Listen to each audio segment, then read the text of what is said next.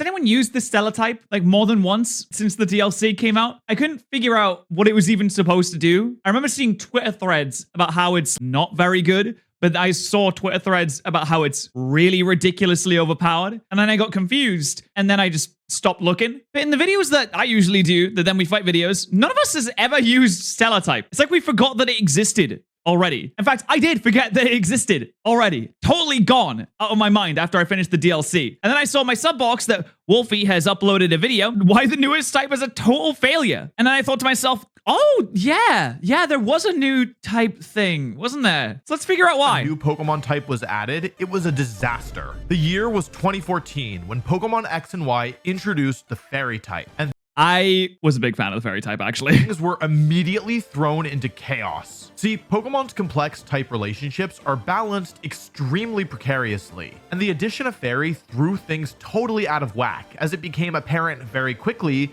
that Fairy was only balanced if your idea of balance is someone falling off a tightrope. That's what always happens with these new things, is they need to generate some interest and excitement about the new cool thing that's just come out. So they add Fairy type and Mega Evolutions to X and Y, which to be fair is fantastic and makes up for the fact that X and Y are they're kind of a little mid. But when Fairy type came out, it was so strong. It was so good. You pair that with like Mega Mawile, Steel Fairy, insane. Dragons, no longer a problem. Used to be the strongest Pokemon, still are the strongest Pokemon, really, if you look at it from a wider perspective. But fairies, ooh, so good. They finally put the dragons where they should be. Just slightly further down. Not really that much further down, but slightly further down. Fairy was so good and the game changed so dramatically that I personally thought that Pokemon would never add another new type again. They kind of didn't. I also kind of agree. I don't think they're going to add a new type. I really don't see that happening. Maybe like a sound type in the future, but maybe done. So imagine my shock and horror when Pokemon announced 10 years later that a new type was going to be added in the Indigo Disc DLC. And if it was even close to as strong as the Fairy type, this was going to be a problem. And even if it wasn't very good, I mean, there's just no way of telling how one more new type would affect all the existing types. It's okay, though, because it only affects terrestrialization, which means next generation, it's going to get the boot. It ain't going to be around for very long. It really doesn't take much to throw the game balance out of whack. As the DLC got closer and closer, it felt like competitive Pokemon was barreling towards a future there would be no turning back from. Except the DLC... Society before the DLC and after the DLC. Yeah, it really didn't change much. Like, it brought some Pokemon back, I suppose, but the competitive changes doesn't seem like much has changed. Of course, I am an idiot. I don't really take part in competitive, but I do like watching videos about it. I've been watching a lot more videos about competitive Pokemon recently, trying to learn a little bit because I'm an idiot and I'm not very good at the games. If you've seen my battles on my channel, you might think, he's like okay. He's like fine, I guess. Came and went and basically nothing changed. Pokemon's newest type, the Stellar type, was a complete dud. The Fairy type shifted the trajectory of competitive Pokemon forever. But the Stellar type, well, it didn't really do anything. It kind of just got kicked to the wayside as soon as it was introduced. But why? What happened to the Stellar type? Well, the first thing we need to understand is that despite being marketed as the 19th Pokemon type, the Stellar type behaves differently than a regular Pokemon type.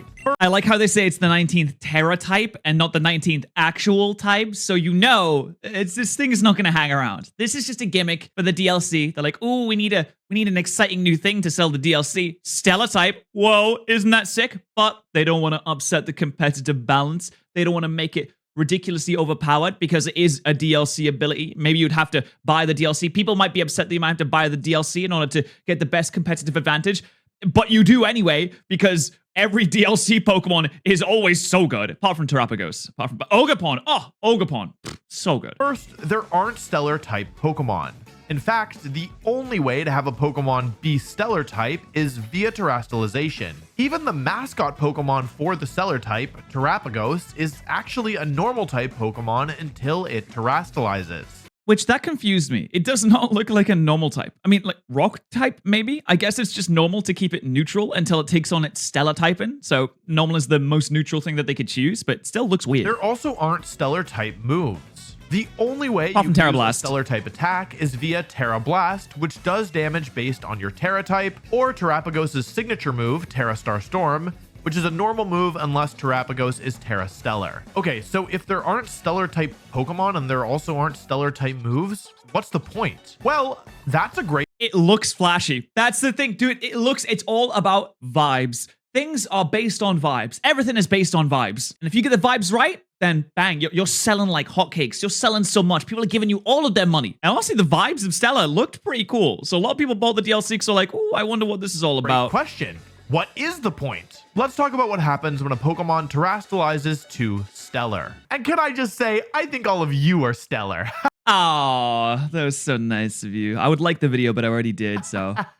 Unlike Thanks. every other type in the game, the Stellar type doesn't have weaknesses or resistances. Because there are no Pokemon that can access the Stellar type without terastallizing, the Pokemon Company chose to treat the Stellar type more like a modifier on a Pokemon's base types, rather than a new, distinct type. So when a Pokemon terastallizes into the Stellar type, it keeps all of its original weaknesses and resistances. So Tera Stellar Pikachu is weak to ground and resists electric, flying, and steel type moves. So it doesn't even feel like a true In type. other words, terastallizing into the Stellar type does absolutely nothing to change your Pokemon's defensive relationship. Which means that competitive players don't care about it. Instead, it affects a Pokemon's offense. When a Pokemon terastallizes into one of the standard types, it gets an offensive boost to moves of its Tera type. If a Pokemon terastallizes into a type that it didn't already have, such as Hydreigon becoming Tera Fire, all moves of the Tera type get a 50% boost. If the Pokemon terastallizes into a type it did already have, well, it was already getting a 50% boost thanks to something called Same Type Attack Bonus, or Stab for short. So now you get an even bigger boost. So instead, this Stab multiplier gets changed to a 100% boost, which is about a 33% increase. If you don't like math, you don't need to remember the details of this interaction. Just keep in mind that whatever type a Pokemon terastallizes into makes moves of that type stronger. Easy enough? But like I said, there are no Stellar type moves. So how does the Stellar type interact with the Pokemon's offenses? The answer is, it's really confusing. I don't know why they made it so confusing. Like, they know this is a kid's game. They know that kids are playing this. They know it's like the main big thing that kids are going to be excited about. Ooh, Stellar. Ooh, colors. Ooh, shiny. It looks so good. Wow. And then the kids get it and they use Stellar type and they're like, ooh, Stellar type boosts every single type of move a Pokemon uses, but the catch is, it only boosts them the first time they use a move of each type. So if I have Tera Stellar Pikachu, I get a boost on Thunderbolt and on Surf. But after I've hit something with Thunderbolt, I no longer have a boost on any electric moves.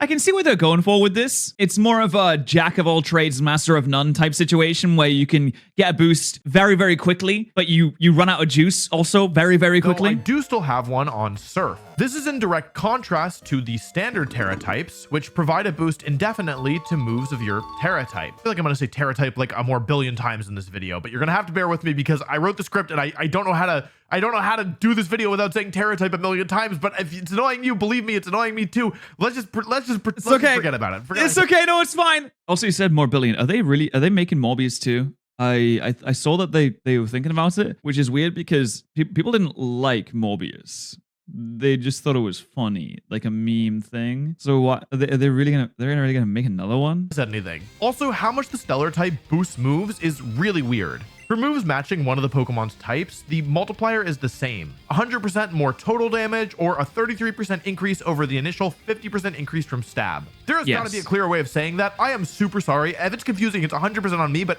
I don't know how to convey that in more clearly. I really don't know. I'm super sorry. Let's just continue. The difference is that for moves of a type that the Pokemon... I think he's doing a wonderful job right now. I completely understand what's going on here. There'd be a 30% increase on the 50% bonus, and it wouldn't be a 50% increase on the 50% bonus because of how the mathematics work. If you don't understand how maths works, you should do some numbers. Didn't already have, such as Hydreigon's Flamethrower, the increase is a measly 20% compared to the 50% it would be with a dedicated Tera type. Wait, that's way worse. What's the point? Oh my god, why would they do this? This doesn't make any sense. Game Freak, what are you doing? That doesn't make any sense. Why would you not just keep the same as it usually is? Just because you only get to use it once? What the fuck's the point of a 20% bonus? That's not even gonna make any difference. It's not gonna make a difference at all. Why would anyone use this? Catch. Not only are any moves not matching a type of your Pokemon noticeably weaker than they would be if you committed your Tera to them, but also all of your moves only get boosted one time per type. And you don't even get defensive bonus. Who would ever use the Game Break? Of course, there are benefits as well. Normally, your Tera type can only boost one type of move, so being able to boost them all is actually pretty useful. Also, I kind of lied. I told you there were no Stellar No, Wolfie didn't lie. type moves, but there actually is one, Tera Blast. When you terastallize to the Stellar type, you gain access to Tera Stellar, Tera Blast. I remember Terra Stellar, Terra Blast being very weird. It has like something to do with your defense. It just didn't make a lot of sense to me. It's the only way currently to use a Stellar type move because Terapagos is not legal yet. So which types... And even if it was, I doubt that anyone would be using Terapagos. Actually, to be fair, I don't know what Terapagos' stats are like. So let's have a look. We have normal form is 450, and then Terastol is 600, and Stellar is 700 base stat total. Jeez. All right, well, it's kind of strong, actually. It's very bulky. Oh my god, it's so bulky. This is ridiculous. resist Tera Stellar, Tera Blast, and which types are weak to it? The answer to both questions is none. Stellar type moves have no resistances and no weaknesses. I guess it would be good because you could use it on anything and it'll hit anything regularly, but it's super effective on terrestrialized Pokemon, which is a bit strange. Completely unlike every other type in the game. While not hitting any Pokemon for super effective damage might sound like a pretty big deal, not being able to resist this move with any Pokemon more than makes up for it. And I lied again. The Stellar type can hit some Pokemon for super effective damage. Wait, someone actually used terrestrialized Urshifu? Whoa, okay, interesting. It only hits Terra Pokemon for super effective damage. So this is like your anti-Terra counter here. Any Pokemon that has terrestrialized, regardless of their base type. This is one of the only ways of hitting Pokemon that are trying to use terrestrialization to eliminate all their weaknesses. I've never seen a Stellar type terrestrialization in competitive before. This is the first time I'm seeing it. Such as Terra Electric, Cresselia. And this isn't even the end of the oddities of the Stellar type. See, Tera Blast gets weird only when used with the Stellar type. Rather than being an 80 power move like it is for literally every other type in the game, it's instead 100 power. Okay, a 20% increase it's all right. It's decent. It becomes Earthquake Space Power, that's pretty strong. And instead of having no effect beyond doing damage, Tera Stellar Tera Blast lowers the user's attack and special attack stats by one stage after hitting a Pokemon with the move. So what? Oh my god, that is the worst thing. That is the worst thing. Why? Why would you do that? That is ridiculous. It lowers your attack. Game freak. What were you thinking? Lowering the attack? No one's going to want to use that. Oh, yeah. Of course I want to use the move that's going to lower my freaking attack after I use it. It's not even good. It's not super effective on most things. It has base 100 power. It's not like it's super power. It's not like it's super effective against things. It's not like it would... This is ridiculous. Doesn't make freaking sense. So, as a recap, terrestrializing to Stellar doesn't change a Pokemon's weaknesses or resistances. Gives them an offensive boost to every move, but only for the first use of each type, and lets them use an unresistible Tera Blast that weakens the user after it hits something. And it doesn't work. Well, I mean, I guess it works as intended, but nobody's using it. And I think there's actually a... Oh, it doesn't work, isn't it? It doesn't win any battles. It doesn't do a good job. Good reasons for this. Mostly, the Stellar type just isn't very good. First, not changing anything about your weaknesses and resistances is, to use a Latin phrase, not great. Even Pokemon that use their Tera offense... yes.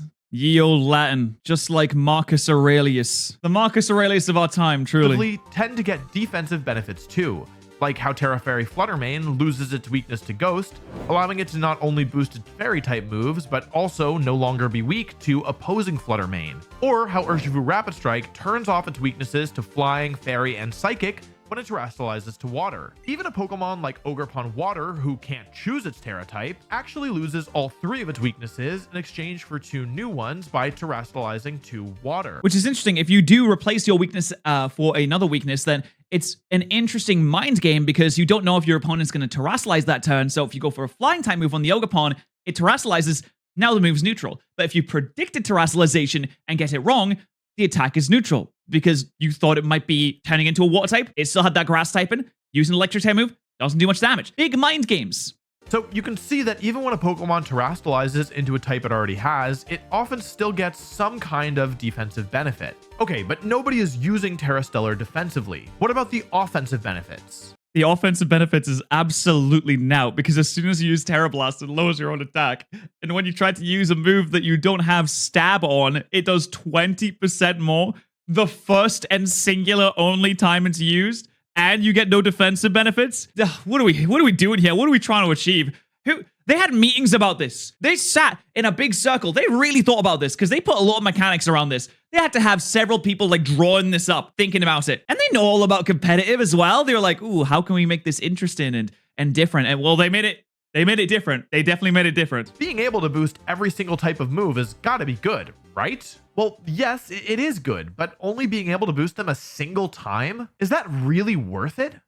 Is it really worth the only terrestrialization you're going to get in the entire game that can save you from demise and destruction when you could be using it on your Flutter main to get 7 billion more... Sorry, I just said it as well. God damn it, Wolfie. 7 billion more damage from your Moonblast or your Dazzling Gleams with your choice specs when you could be knocking out 2 of your opponents? Why would you then choose to use Terra Blast instead? What would be the purpose of that? Most of the time, if you're going to terrestrialize a Pokemon, you probably want it to stay on the field for at least a couple of turns. And with Terra Stellar, if you overstay your welcome, you'll have nothing to show for it. Now, this isn't rocket science, but most Pokemon want to use their strongest move. Almost every Pokemon in the game has one move that's stronger than all the others. Only getting a boost Jesus on this Christ, move Urshifu. a single time is a real liability, especially because if you forego Terra Stellar and have your Terra type match the type of your strongest move, you don't need to limit yourself to a single use. So yes, Pokemon, the A button simulator. what kind of Pokemon even want to use Terra Stellar? Let's think about this. First, we can eliminate all Pokemon that want a defensive Terra, since Stellar Terra doesn't change a Pokemon's defensive relationships.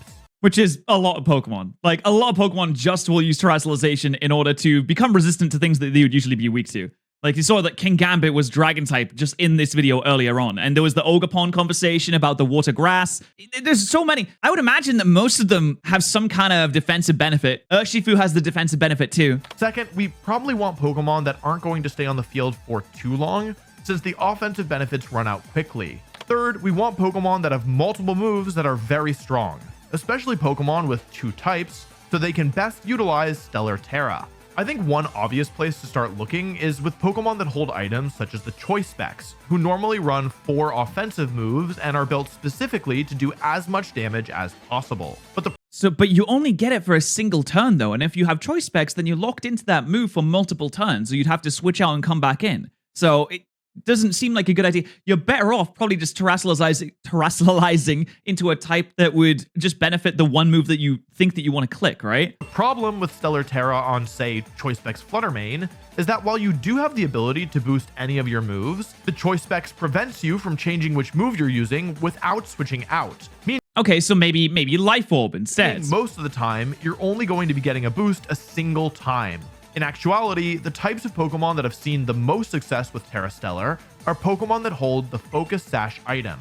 Oh, okay, that makes sense. So you can stay on the field. You may not get any kind of defensive bonus, but Pokemon that use Focus Sash are not really looking for a defensive bonus because they know they're going to tank one hit anyway. And usually Pokemon with Focus Sash are weak and frail. They're going to die usually in one hit. So use the Focus Sash to make sure that we can stay around a little bit longer. And if you have 2 turns and you have high speed or something like that, you can take advantage of the 20% boost that you get on some of your moves. Maybe the 100% boost that you get in your stab moves if you're lucky. Maybe. Maybe you use Terra Blast because do you think that you're going to die the next turn anyway? Because you only have 1 health point left. So why not just use Terra Blast if it's slightly stronger and doesn't have any defensive resistances to worry about? You know, it's really not that strong of a move. Preventing them from being knocked out in a single hit. These Pokemon are good candidates for the type as they're almost always trained to maximize their speed and offense. That's such a good boy. Look at him jump. Since the Focus Sash helps them stay alive anyway, meaning the defensive drawbacks aren't as meaningful. And the Focus Sash doesn't restrict their move usage, allowing them to get more value out of Terra Stellar. Pokemon like Chien-Pao, Urshifu Dark, and Flutter Mane are the main Pokemon using Terra Stellar right now when they hold the Focus Sash. Oh, but Flutter Mane with Choice Specs and Terra Fairy is so good. It does have some usage. But the thing is, even on the Pokemon it's best suited for, the Stellar type just isn't that good. Chien-Pao typically runs 3 different types of moves: Ice, Fighting, and Dark. And it doesn't really need the defensive benefits of a Terra type, as it's going to be knocked out in 2 moves most of the time. And on Chien-Pao, it's nice to be able to boost all of your moves, doing more damage than normal. Plus, Chien-Pao doesn't typically last long enough to really mind. I wonder how long they had to search in order to find one single person use a Stellar Chien-Pao in a competitive online live streamed Pokemon Championships Regional. Like, this can't be a common thing. I would imagine anyway. Tera Stellar's one-time boost per type. But the thing is, the Tera type Chien-Pao usually runs is Ghost. Tera Ghost is amazing on Chien-Pao because it can use it to get around Fake Out, which breaks its Focus Sash and forces it to flinch. That's smart. As well as all fighting type moves, which bring it down to its Focus Sash, and the powerful priority attack Extreme Speed. Yeah, that makes sense. Less as a defensive type and more as a type that gives you some utility. It didn't even kill the Ogerpon. The Terrestrialized Stellar boosted Sucker Punch didn't even kill. That's so sad. Like, the 20% bonus is not going to meaningfully change anything about this battle because an extreme speed from the Entei would kill even without the 20% bonus anyway, I would imagine. There's just so much value you get out of becoming immune to two different types that even with Chien-Pao being a prime candidate for Tera Stellar, most players still prefer to use Ghost. What about Urshifu Dark? It's another Focus Sash user, and it has two incredibly powerful attacks in Wicked Blow and Close Combat that both benefit a lot from Tera Stellar. Is Tera Stellar the best on Focus Sash Urshifu Dark? Well, I don't think so. In this case, you'd rather... Because if you just run Tera Dark, like, you're doing so much damage. Guaranteed crits with stab, with Tera still boosted. Like, that's so much more damage than having a one-time boost, not changing any of your weaknesses. The Urshifu Dark is quad weak to Fairy, but if you take away the fighting type, then you're only regular weak to Fairy. You now don't have a weakness to flying anymore, so that you don't have to worry about that. Rather use Tera Dark. See, Urshifu also gets the Dark type priority move, Sucker Punch. And you can use this move to get some parting damage down on an opponent before Urshifu gets knocked out. With Tera Dark, you boost not only the powerful Wicked Blow, but also Sucker Punch. And since Urshifu can attack through Protect, if you can preserve it well and get 2 or 3 strong attacks off, you'll often find yourself doing more damage than your opponents can handle. But if you use Tera Stellar, you'll only get the boost on a single Wicked Blow and maybe a Close Combat if you're lucky. And there it is. I think this is the same match. I think they only had footage. There might only be footage of one person using it in regional format. This out on bonus damage on Sucker Punch more often than not. Dark is a strictly better Tera type in any game where you don't click Close Combat, and is the option for a one-time boost on the move that Urshifu tends to click the least often really worth giving up so much damage on your Dark type moves? It's a similar story for Focus Sash Fluttermane, who often runs Moonblast, Shadow Ball, and Dazzling Gleam as its attacks of choice. Just like Urshifu, Fluttermane appreciates boosting its 2 strongest moves. But then ending up with a Dazzling Gleam that does basically nothing? It seems like you're leaving a lot on the table just for a boost to a move you might not even use. Not to mention that since all these Pokemon are holding the Focus Sash item, they're not using a different item to boost their damage.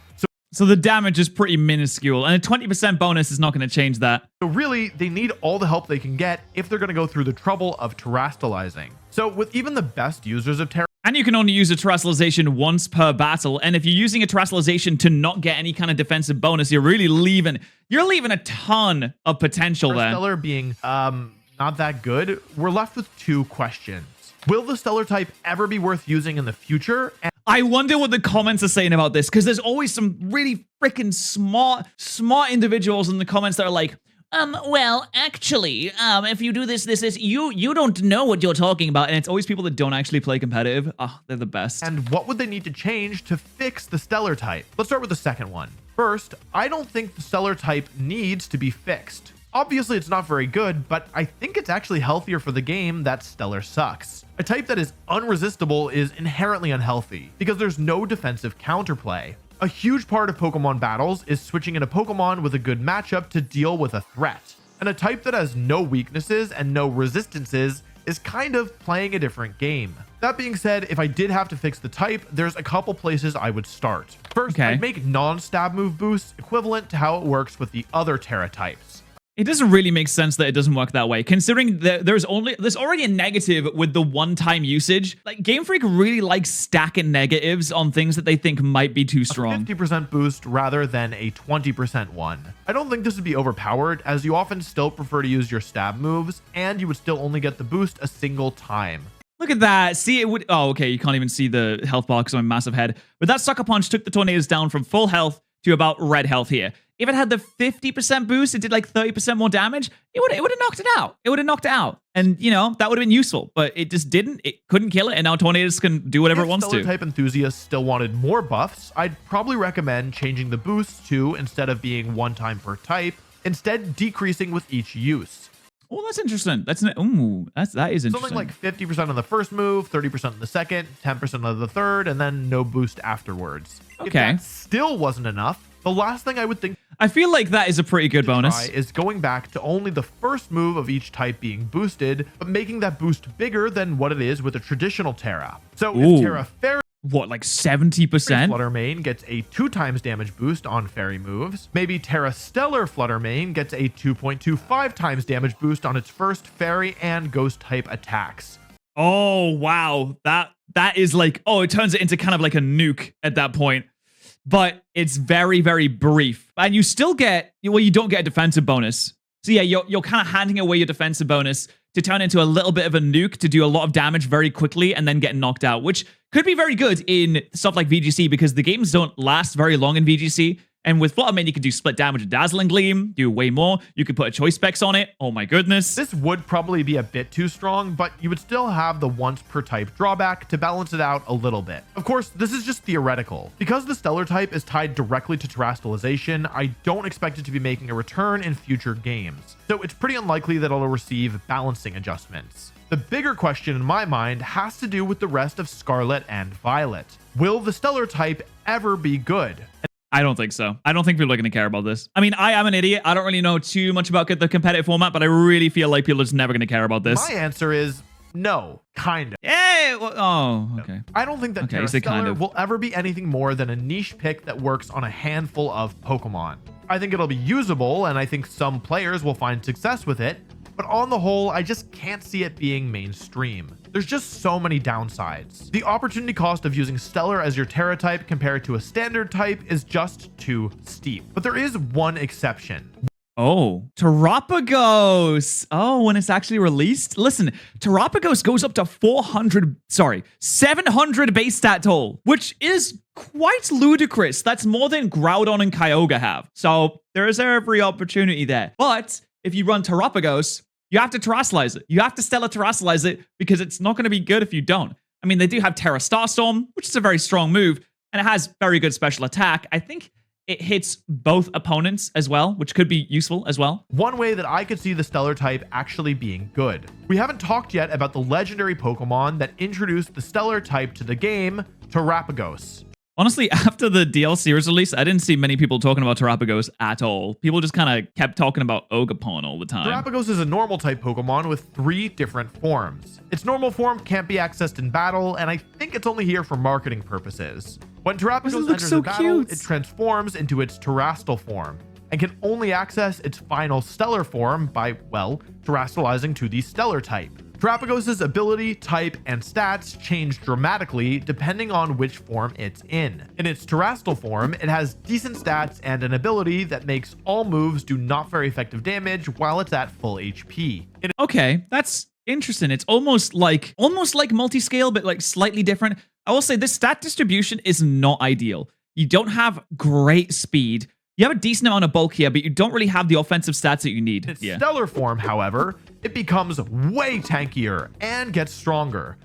It gets slightly stronger, but it doesn't get any faster. So it's not great speed. 130 special attack is very good. 160 HP is quite ludicrous. Imagine run this thing with like an Assault Vest or something. Ugh, disgusting. Plus, its ability changes to Terraform 0, an ability eerily similar to Mega Rayquaza's Delta Stream, in that it wipes out the effects of all weather on the field and also removes terrain, something not possible via an ability before. Lastly, Terapagos becomes a pure Stellar type Pokemon when in its Stellar form, meaning it has no weaknesses and no resistances as the only Stellar type Pokemon in the game. The other major change to Terapagos between its forms is its signature move, Tera Star Storm. This is a very powerful normal type move with no penalty or risk for using it, and it becomes even stronger when Terapagos is Stellar type, becoming the only sole Stellar type move and changing to hit both opponents. So, just to be clear, this is an unresistible move that hits both opponents that deals super effective damage to anything that's terastallized with